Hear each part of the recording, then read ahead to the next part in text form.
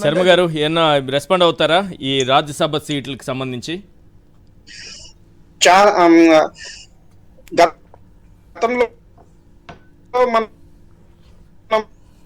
ఒక పేపర్ రాసింది చాలా ముదురని. అది ఎందుకు రాస్తారు చేస్తారు అంటేనండి, ఆ, హలో, అది ఎందుకు రాస్తారు చేస్తారంటేనండి, ఆ పదవి తీసుకునే వాళ్ళు ఎవరన్నా వచ్చి కాంటాక్ట్ చేసి ఏదన్నా వాళ్ళకి ఉపయోగం కలుగుతుంది. అదొక రకమైన బ్లాక్ మెయిల్ రాజకీయ జర్నలిజం అండి.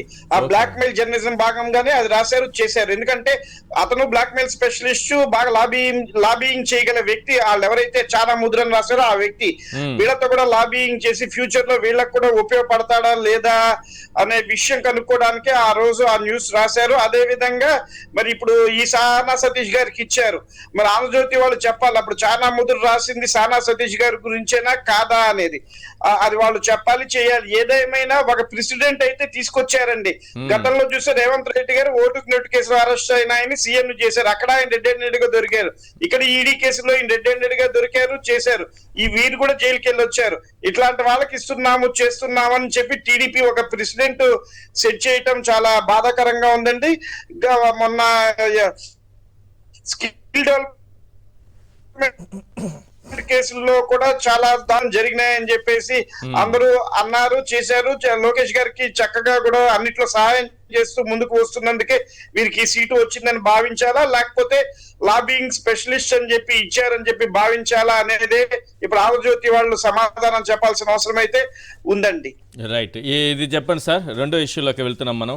ఆంధ్రజ్యోతికి ఈనాడుకి సమన్లు వెళ్ళాయి. ఈ జగన్ గారి పైన అదానీ కేసులో వాళ్ళు రాసినటువంటి రాతలు ఎంత దారుణం అంటే, ఇక వాళ్ళ చేతిలో పెన్నుంది, వాళ్ళ ఇష్టం, రాత్రంతా మేలుకోవడం, పొద్దున కల్లా పేపర్ని నింపేయడం, అది అందరిళ్ల ముందు వేసేయడం. ఇప్పుడు దీనిపైన జగన్ గారు ఢిల్లీ హైకోర్టుకు వెళ్ళి ఢిల్లీ హైకోర్టును ఆశ్రయించడం వల్ల, పరువు నష్టం దావా వేయడం వల్ల ఏంటి ఇకనైనా సరే మూతపడుతుందా? ఎలాంటి సిచ్యువేషన్ చూడబోతున్నాం?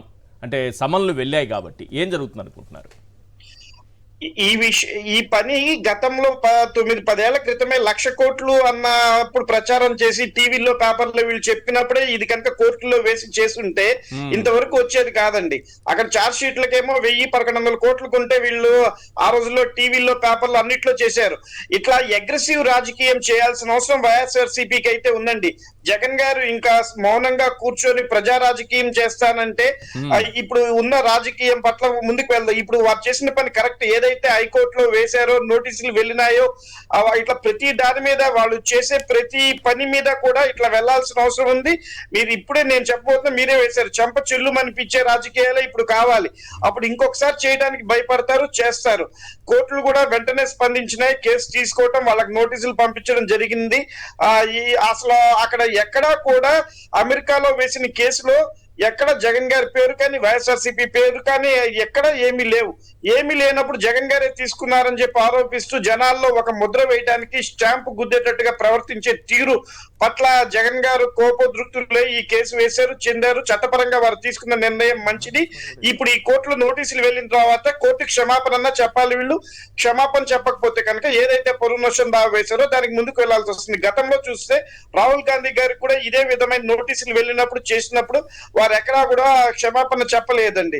చెప్పనప్పుడు మోడీ విషయంలో గుజరాత్ లో ఉండే మోడీలందరూ చోర్స్ అనే పదం అన్నారు.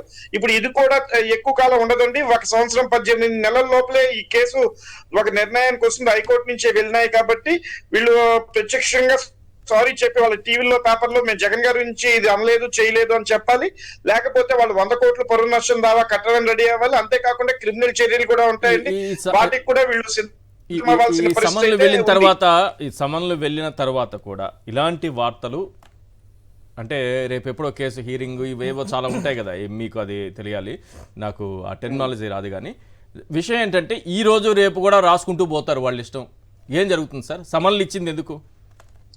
అప్పుడు ఏంటంటే ఇవన్నీ కూడా కోర్టుకి పెడతారు సార్. ఇట్లా వీళ్ళు రాసినవన్నీ కూడా even though the court summons was issued by the honourable court, they are repeating offence అంటారు. ఇది అఫెన్స్ అదే రిపీట్ చేస్తున్నారు, చెందుతున్నారంటే కోర్టు మీద కానీ ప్రజల దగ్గర మీద కానీ ప్రెస్ మీద కానీ వీళ్ళకి ఎక్కడ సదాభిప్రాయం లేదు అనేది కోర్టు సీరియస్ గా తీసుకుంటుంది.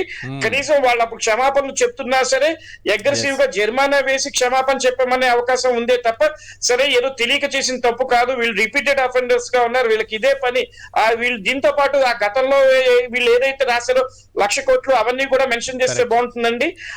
వీళ్ళు రిపీటెడ్ గా చేస్తున్నారండి, ఈ ఒక్క విషయంలోనే కాదు, తిరుపతి లడ్డు విషయంలో కానీ అన్ని విషయాల్లో చేస్తున్నారని కోర్టు దృష్టికి వెళ్తుంది. కోర్టు ఇది సీరియస్ గానే తీసుకుంటుందే తప్ప మళ్ళీ మళ్ళీ రాస్తే ఏదో తెలియక చేశారు.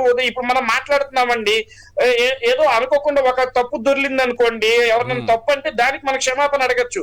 కానీ పెన్ను పేపర్ లో వచ్చేటప్పుడు చేసేటప్పుడు మీ 2-3 ఎడిటర్లు ఉంటారు, వాళ్ళకి 10 గంటల టైం ఉంటుంది దాన్ని సెట్ చేసుకోవడానికి. మళ్ళీ నోటీసు పంపించిన తర్వాత మళ్ళీ దానికి సారీ చెప్పే అవకాశం ఉంటుంది.